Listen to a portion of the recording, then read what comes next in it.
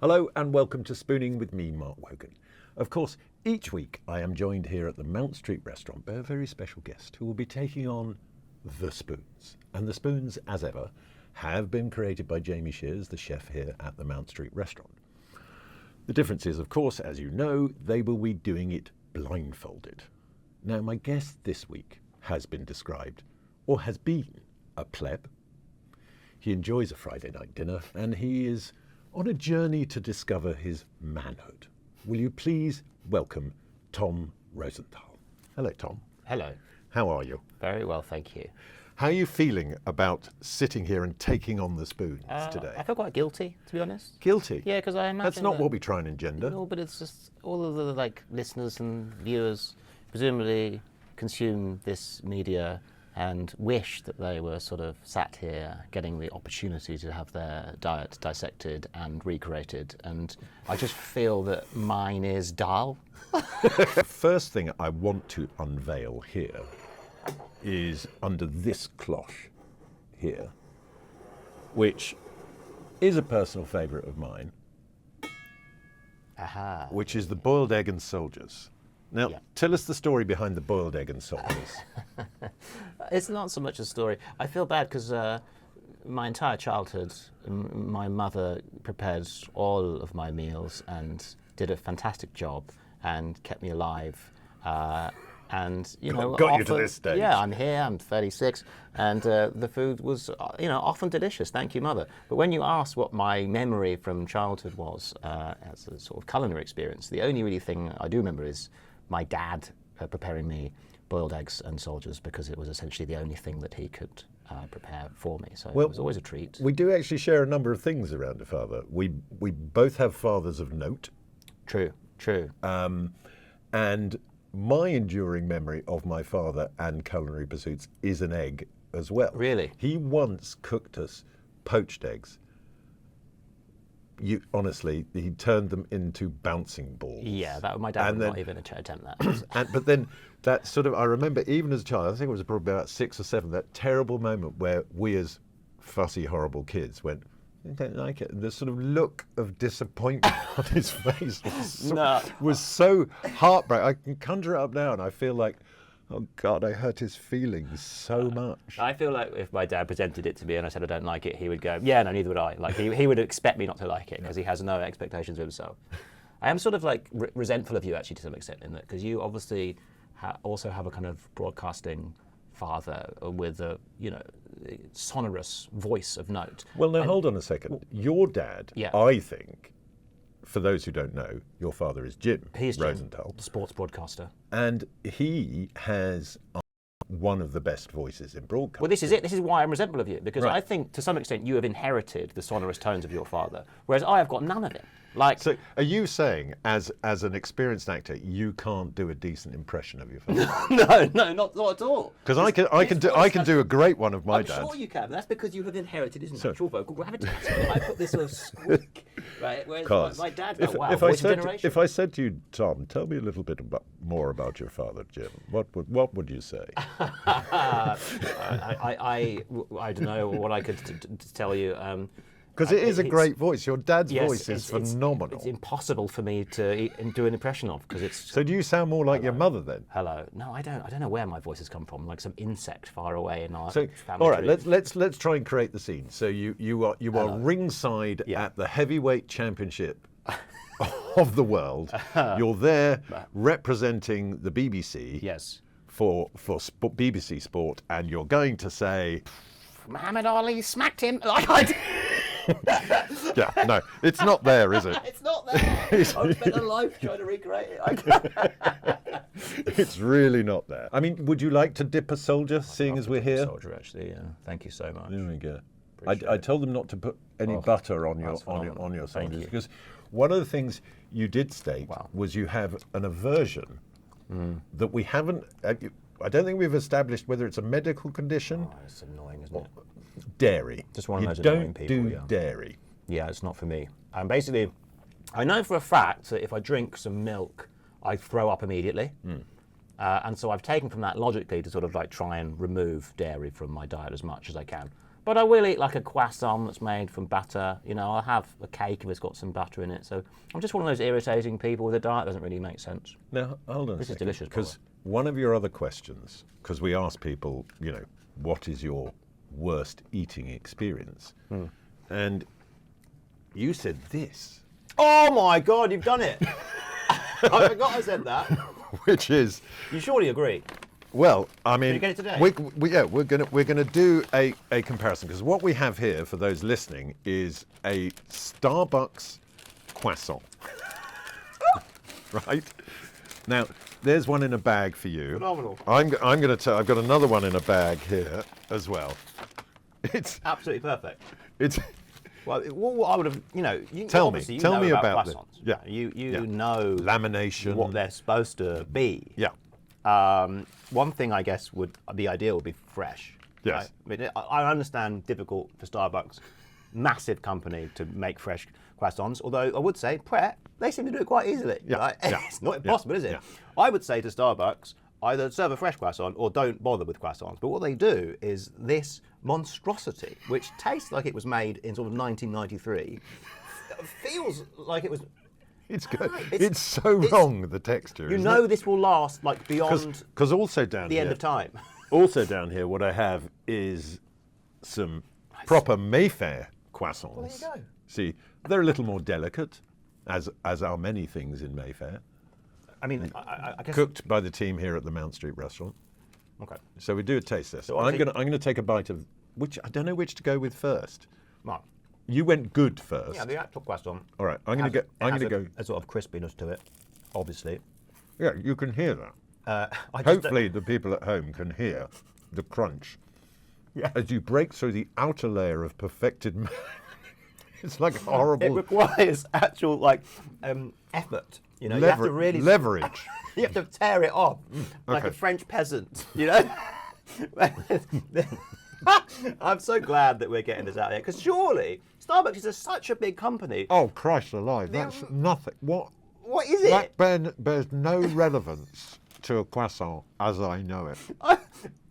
Because I think Starbucks, you know, it's annoying to me that the biggest coffee chain in the world does seem to have like quite bad coffee, but it's still like passable coffee. It kind of does a job. It should not be allowed to be called a croissant. I mean, so I've taken what would be described as a reasonable mouthful of it. Yeah, and I'm glad how upset your face looks. I'm now without moisture in my mouth. This is not, because normally what you get is an all butter croissant. This tastes like they've gone, well, what can we get that tastes like butter but isn't?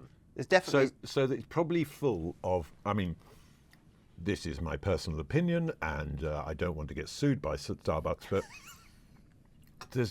that's been fleshed out with palm oil or something like that, because it the is difference horrendous. between that and that. And I mean, You see? I would say that I'm not a connoisseur of food generally, but I am a connoisseur of very plain foods. I really love plain foods, which is why I really like toast and eggs. And croissant, a plain croissant for me is, you know, one of the best plain foods, which is why I feel so passionately that they have ruined it, and they are doing a disservice. One of my favourite things to do particularly if I'm in France and you're getting like the croissant, is you get the croissant while you've got a great cup of coffee, in your case, black, and you dip the croissant into the coffee. Yeah. It's just, Yeah. you literally use the coffee as a kind of moistener. I don't know. Whereas this, but I if you think, smell it, it feels like it's picked up smells I and stuff think around if it. you dip that in your coffee, it would shrug it off like a duck. Yeah. Get that muck off me. I'm an independent being. Anyway, that is, I agree with you. I'm so glad you're bringing this to light. I really hope to make a change on Look, this. but even a smell thing. They're all around the world, these things. Look, but that doesn't smell right. It doesn't smell right. It smells almost like a weird jam or something. Like It's like, because if you smell the Mayfair one, gladly. There you go. Yeah, something sort of natural. Yeah, that something organic just about smells of chemical. Anyway, I think we will be saying goodbye to the croissant. Johnny, will you get the Hoover out for that later? Thank you. So you say that you're a man of simple tastes. Right? Well, And plain taste. I Plain don't know whether taste. plain is necessarily simple, but yes, I would agree. But one of your biggest career successes has been around a Friday night dinner. Certainly. And when you were filming that, did you actually have to eat? Was the food good? Well, you know, they did as good a job as they could do, considering the food often had to sustain for sort of 6 to 8 hours. One thing we get quite regular complaints about from, I guess, the people who probably listen to this podcast, is you can see quite often the food is very dry because gravy is a continuity nightmare. Yes. And we just sort of opted away from gravy. So you frequently get complaints being like, Jackie's chicken looks disgusting. And it's like, well, yeah, if you pour gravy on a plate, then you have to reset it, and it's someone's job, and it becomes 3 people's jobs to come in and pick up the plate and make sure. So basically, we just end up eating very dry carrots for quite a lot of the scene. There's all those sort of urban myths around sort of food photography of the past that I don't know how true they are. It's like, you know, if they were photographing a chicken for a Bisto ad, they paint the chicken with sort of creosote to make it look shiny, or to avoid the gloopy gravy, it was engine oil. Yes. And that kind of thing. And if it was steaming, it was some bloke with a cigarette just blowing it next to it. I sort of believe it, yeah. And I feel like it was very low down the list of priorities when we were making Friday night dinner to make the food look tasty. Like, it's quite hard to be consistently funny. So it's, let alone make the chicken look delicious. So the food was fine. Basically, we ended up, because as you know, during filming, you have to do things over and over again. So you do end up eating Not quite you, easily. it was the other people. No, not so much. You got it. I'm the worst. First time Tom. Yeah, you end up just eating sort of carrots and easily digestible foods. It was a true privilege to be a part of Friday Night Dinner, and I apologise. It was an amazing series. Yeah, well, I mean, so funny, so consistently funny. But the food did look bad. Well, I didn't want to say. I was hoping you would admit that. You know. Yeah, And we know. you know, other listeners and viewers of this will be in agreement. It's like, oh, I couldn't believe they were eating that. Those poor people. If that's what they all got together for on a Friday night, what was the point? The mum obsesses over the food and the chicken being moist and stuff, and you look at it and go, well, that's not very good at all. It's hard to make food look good over a long period of time. Your most recent sort of thing was your manhood tour, which was a few years ago. Yeah, now. my last stand-up tour, yes, was all about my penis, essentially, about being annoyed about being circumcised. You did a whole stand-up Yes, tour I did, about your penis. Yeah. And the lack of foreskin. Yeah, essentially. I mean, it was a bit Do you better than it resent? sounds. Do you but- resent the removal of your No, foreskin? I think. Well, I mean, I don't think resentment is a good way of putting it, but I do sort of wish it hadn't happened. But I think now I've put my energies into a comedy show that sort of makes light of it and hopefully discourages people from doing it to their own children, that I sort of feel at peace with it generally. Well, it's interesting that you raise it because I, weirdly, when I was about 8, had a hernia operation. I got a hernia at 8. Wow. Right? And I came out of that operation without a foreskin. But is the hernia all cleared up? Yeah, I've had no recurrence of that. That's and good. no recurrence of a foreskin either. Oh, I'm sorry to hear that. Yeah, I mean, I don't know whether we should be mixing the subject of foreskins with food, but but I think it's time we asked you to don the blindfold for your first your face change there. Oh, yeah, it is what it is, isn't it? Diarrhea. Now I've got this rather. Was it Nicole Appleton who went mad because she was being No, sick? Natalie was the one Appleton, who didn't have a good time. Nearly had a breakdown. Nearly had a breakdown. God bless her. Over a piece of goat's cheese. Yeah, please don't pour milk into my mouth. No. I shan't be attacking you with dairy for my own amusement. I'm doing it for the viewers at home. No. So there is your rather fetching blindfold. Thank you. That is yours to keep because you. we get them from the lovely people at Smug. Beautiful. Now, can you see anything? No. No. Well, I can see black. Emptiness. Okay, I'm gonna just move a couple of things out of the way, including now. You don't want to hold on to this. Is that the first time you've actually encountered a Starbucks croissant, genuinely? Yes, because on principle, I look at them and they look miserable when I go in there. They're sort of depressing on sight, so I wouldn't go for one. But it's time for your first spoon. I'm going to slide it across here, reveal the cloche, and here we have your first spoon. And I will feed it to you. All right. Open wide. Here he comes. There we go. Now, describe the textures, the flavours. Do you know what you're eating? It's ideally you chew it. You're reticent to chew. What have you got there? God, I realise I'm quite bad at assessing taste. Well, that's the interesting thing. If you remove sight, you remove a lot of preconception. I want to say onion. Yes. It's like maybe like a tart sort of thing. Perfect. You are good at take the blindfold off. You're very good at recognising taste because that is a caramelised onion tart. Because see, look, he's so pleased with himself to have recognised it. That's what you get when you go to Ridgeway. Yeah, exactly. You get a proper education. Yeah. So you're welcome to have the second spoon because you said when you answered the questionnaire, you said you love garlic and onions. Yeah. For a specific reason, though. Because they kill parasites. Okay.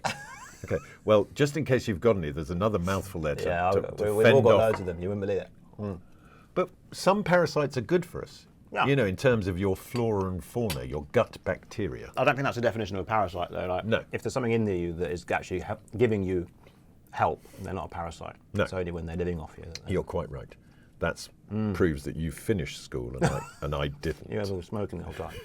That's delicious. Smoking with really with the school cook. I love that. Yeah, well, I mean, that's actually on the menu here. It's a caramelised onion tart that they do. However, they do it with a little bit of goat's curd on it. Left that off. Thank you. Yeah, I left that. I want to go in Appleton over here. No, don't want to go full Appleton. Sorry, Nat. So that is a delicate, beautiful made, and because you were quite specific about how dairy works for you, that is a butter pastry in that. So that won't affect you, will you? No.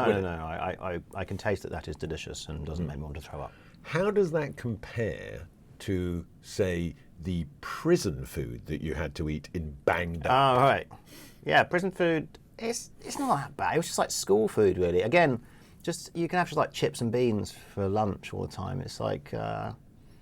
the food, it wasn't actually that sort of restrictive. It was more just slightly difficult to eat healthy. Although obviously a lot of the prisoners are mad into their protein, so they'd have like cans of tuna and cans of fish that you could buy through the canteen.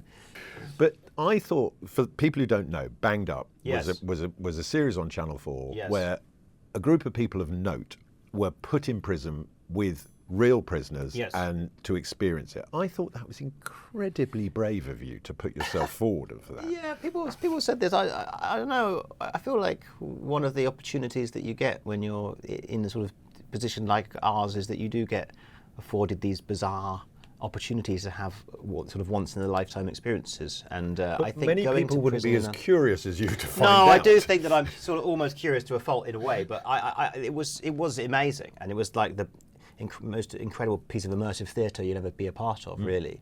But it didn't feel like you were acting. They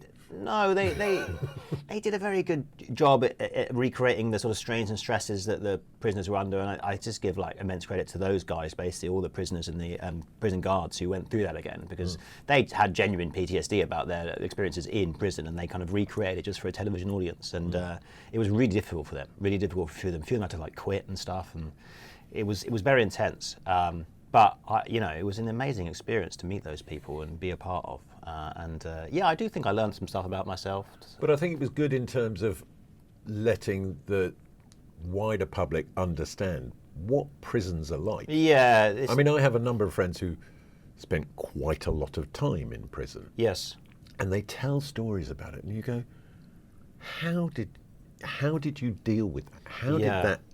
So I have a bit of an insight through some very close friends who, through a misguided part of their life, yes, spent a bit of time behind the door. There is a sort of trend in people, sort of Daily Mail-esque readers who'll be like, oh, they get a PlayStation, or they have this like lovely life, and it's like, I don't think you can quite realise how dehumanising it is to just be restricted in your movement. And like for me, that was the biggest revelation. It sounds kind of stupid, but just the fact that you can't choose to leave. Like, there are people who miss, their family's funerals and stuff, and they put in a request and the paperwork and quite and then like they couldn't do it. lockdown. And it's for it people. is. I mean, it is like that. but Yeah. with turned in a spinal tap way, turned up to 11. Yeah. It's really unpleasant. And then when you're locked in with some people who aren't particularly well adjusted, or they might have mental health issues, and you're all kind of like put into one place. So it's sort of like your own family. Like Friday night dinner, yeah. Same thing. But the other thing that, because people have drawn comparisons like, I get an idea of it because I experienced lockdown. Yes, but you didn't have someone outside, when you got your 1 hour of outside time, you didn't have someone waiting to stab you with a sharpened toothbrush. It is talking to those guys in there, obviously some prisons are an absolute nightmare, and immediately you go in and you're like part of one gang or another gang, and you essentially have to defend your gang or defend your kind of cellmate or whatever. But there are a lot of prisons that aren't like that, and like essentially, as long as you keep your head down and you're not a dick, you're not going to get stabbed. It's almost like normal society. Like, if you're in a pub, there might be some bloke in the corner who's had a few pints, but you just sort of don't get in his face, and you don't have a fight. And a lot of the prisons with like young people in them, they are very violent because everyone's trying to prove themselves. But if you're in for like 20 years, you don't want to be having fights all the time and stuff. No. So, but that sort of threat of violence is there because there's dangerous people in there, and that for me is kind of why I enjoyed it so much to some extent, because when there's a constant threat of violence, it's also an incredibly funny place to be. It's like every day is like you could say the same thing to someone 2 days in a row. No, true is like they're sort of camaraderie, because you say the same thing to someone 2 days in a row, and one day they'll laugh, and the next day they won't, and you don't know what's going to happen. And it's like, it was a very sort of enlivening experience for someone who just generally spends time in his room playing chess on the internet. Yeah. Now you took the prison experience to quite an extreme, which was you adopted the prison wallet. Yeah, sure, yeah. Would you like to explain to the listeners what the prison wallet is? I don't know whether that's sort of necessary to go into detail, but you hid some tobacco up your bum. Yeah, I smuggled some tobacco into the prison, just because I wanted the authentic experience. Basically, tobacco in prison is like a currency, so you can use it to sort of you don't smoke. No, I wasn't doing it for my own purposes. I was using it because once you get in, you can like use it to negotiate for PlayStations and stuff. But it turns out I smuggled it in and everyone just had it anyway, so it was a complete waste of time. It was, just humiliated myself on TV basically, but a bit of fun. But that, bit of gross fun. The old prison wallet. Yeah. But that experience, did that then motivate the next thing you did, which I find very interesting, which is your pilgrimage?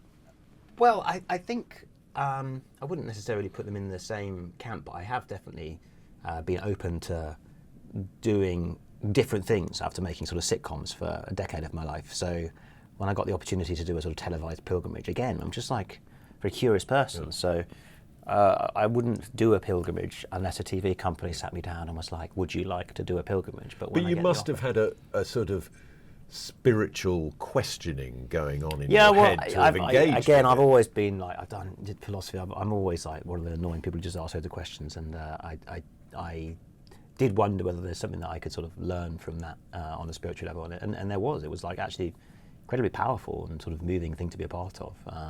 And I think everyone on that pilgrimage had sort of questions they needed to answer. I didn't really realise pilgrimages are supposed to be about getting over part of your life or getting over a certain like grief, or it's supposed to help you in processing things that you don't necessarily recognise you need processing. And for me, it definitely unlocked something that I was dealing with that I didn't even. It hadn't come to the surface, you know. It just been down there, sort of almost unacknowledged. So, yeah, walking through the hills of Wales, we got amazingly lucky with the weather in Wales, and just had a really beautiful experience going to lots of churches. And I would say I had for people who didn't see it. Yes. it was a TV program called Pilgrimage. Yeah. That yourself, Spencer Matthews, Michaela Strachan went off and sort of followed what the Pilgrims. Yeah, the North Pilgrims Way, I think it's called. Yeah, North Pilgrims Way, and the whole idea of the pilgrimage was you went on a journey until you discovered yourself. Yeah, essentially. Or discovered God. Yeah. Did you discover God? I would say I did have a couple of religious experiences. Like, I don't want to sort of go off and sound like a kind of crazy person, but I felt as close to God as I've ever felt. Somebody said something fantastic to me not that long ago, which kind of opened it up. You just went, all right, I get it now. What is the opposite of faith? What is sort of certainty. Right. Because we all try and live in certainty. We all try and push the envelope, just get there, everything's going to be okay, and I'll feel okay, and then you get there. And as we were talking before, how many happy billionaires do you know? They've got everything from a material sense, and they're miserable. Yeah. It's so, maybe it's a bit deep and introspective, but we go everywhere. I've had a, I guess part of this sort of realization has been to do with my stand-up, my live stand-up, because I stopped doing it. The reason my last tour was 3-4 years ago was because I was putting so much pressure on myself, and I really stopped enjoying it at all. Because it's obviously a stressful thing to do, but I had this perception that I had to do a kind of perfect show, and every single time the show would go really well, I would be annoyed about anything that didn't go right. And I stopped doing it, and now I've come back to it. It's just basically talking to your point, because I wanted certainty that everything was going to go in the way that I envisioned it, and I wanted it to. And I know this joke has done this at this point, so I want this joke to do that, but I want that to do that. And that way of approaching, life, it basically is wrong. But in terms of live performance and stand-up, I've realised that when you go to a place, you're not actually the kind of star. It's not actually all on you. What it is it's on you and the audience equally to commune. And so what I pray before every show is that God's sort of light or energy can like flow through me and into them, and God's like energy or light can flow from them and into me, and together we can create something together. So it takes all the pressure off me, but it requires an element of faith that once I get up there, the natural talents that God has blessed me with, for instance, are going to be like shone forth. But it's not on me to do that. It's on like God to give me the light, and on these people to give me the energy. And so it all becomes a much more like holistic, healthy way of looking at it, that we are creating this thing together. And it's not, I have to do all of this stuff, otherwise these people will have a bad time, So it's, for me, that is kind of a sort of what you spoke to. But there is also a kind of commonality to where you and the audience want to go, because they paid to come and see you. So they're on your side. They want to laugh, and that's the stupid thing. It's like, I don't know whether you've done it, but I used to go out and be like, these are the enemy almost. Like, that's how I used to feel, because you talk to comedians, they'll be like, I smashed it, I killed. It's all like very combative, all very warlike. Well, it's isn't it? Jerry Seinfeld says never do more than an hour. Right. Because you do more than an hour, the audience start to win. Well, this is it.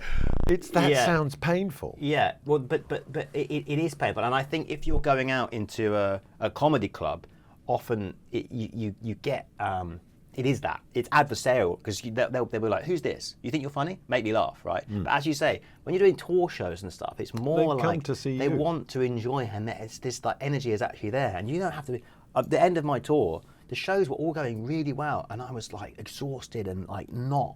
I was like relieved when it ended. And it's kind of mad to be like, you're basically at the top of your game right now. You're doing the show you're really proud of, and you're happy when you get off stage because it's over. So I've basically had to go away and try and rejig. So it's kind of a little bit part of my spiritual journey as being kind of rejigging my whole approach to everything and finding the joy and stuff. Well, one of the things I try and tell myself is, how do I need to get out of the way here? Get out of the way, yeah, exactly. Because half the time when I'm trying to live in certainty, I'm trying to do all those things, I get in the way and I mess it up. Yeah. And sometimes you just stand back and go, what's going to happen next? Yeah. And then it just happens and you go, that's what's supposed to go down. I completely agree. That's kind of what I'm trying to say, whereby like you have these talents that you've sort of been blessed with, and they work so long as you get out of your own way and sort of let God kind of flow through you the way that, Beautiful. He or well, she I'm very intends glad to. we're on the same page with that. Yeah. I'm going to have to let you put your blindfold on and believe that I'm not going to be horrible to you now. Have faith. Have faith. Have faith that I'm not going to feed you anything horrific. Because it is time for your final spoon, which I'm going to slide across here now. Oh, there we go. Right. So here we go. Open wide. What have you got there? Oh, what can you taste?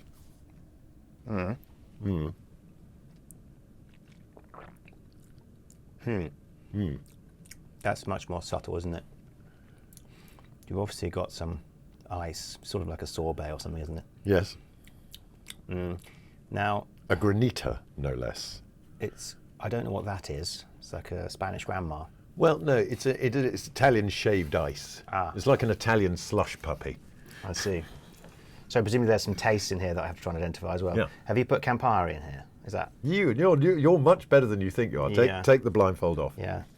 Because you put down as your least favourite drink was Campari. But I loved the reason. Please tell us the reason. Oh, right. What did I say? It tastes like museum or something like that. Yes. Yeah. Well, I don't know whether that's... But do you understand what I'm sort of getting at? I absolutely got it. But what you've done, and this is why I don't like Campari, is like there's clearly, it can only be like that much Campari in there, right? Yeah. And that's like, I just don't understand why people think it's nice, whereby you only ever kind of have to put this much in it. Why it's just so, it's so horrendously obnoxious as a taste that even people who like it will only ever put like that much in. Like, what else is in? There's like lemon or something? There's just it's just ice and Campari. Ice, Campari, a little bit of lemon, just to. There's no sugar in that. A little bit of sugar. Right. Yeah. Little bit of sugar. I mean, yeah. Listen, I don't know. But honestly, when I read museum, I was just like, yes. I'm you know glad. that thing where it makes no sense until you. I still can't really justify it. It just tastes like old and dusty to me. Yeah. You know. No, I was talking to someone the other day, and they were at one of those more modern restaurants.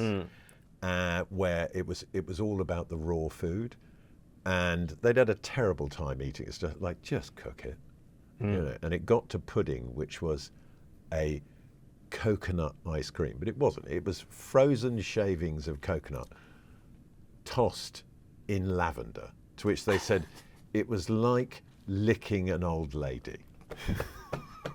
Yeah, exactly. So I get it, because it's that Campari, but Campari has a mustiness to it. Yeah, I don't want musty stuff in my mouth. I don't know. No, I don't think you're wrong. New-fashioned. But I like that. For me, I like that Italian bitters thing if it's done in the right way. Yeah. So I mean, that wasn't, given that you don't like it. No. It wasn't a terrible thing to eat. No. In the right, because it is about having the right measures of stuff. That's my whole thing. Is like, you can say I don't like that, but if it's served to you in the right way, then it works. It complements, or it. Yeah, it's definitely possible. Like, I would say that was. I mean, you're not rushing to have the second spoon. No, but it's something I do think. Mainly I would because say it looks like it's melted and it's just sort of I'll have the second liquid spoon then. now. Sort of enjoy it, a granita. No, it's obviously nice. It's nice. But I would say that the thing that's making it nice is the sugar, and rather than the Campari is just sort of there, isn't it? Not the Campari. Now, you are currently working on a new show. Yes, I've got back to stand up, and I'm enjoying it because I'm putting less pressure on myself and I'm praying. But you're doing that thing that a lot of people don't know that comedians do, which is you go out and you test it in smaller places. Yeah, I'm hoping to announce a tour like next year.